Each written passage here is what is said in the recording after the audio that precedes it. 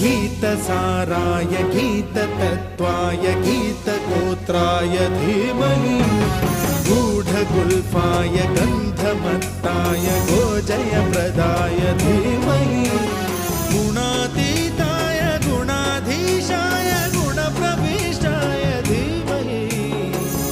एकदन्ताय वक्रतुण्डाय गौरीतनयाय धीमहि गजेशानाय भालचन्द्राय श्रीगणेशाय धीमहि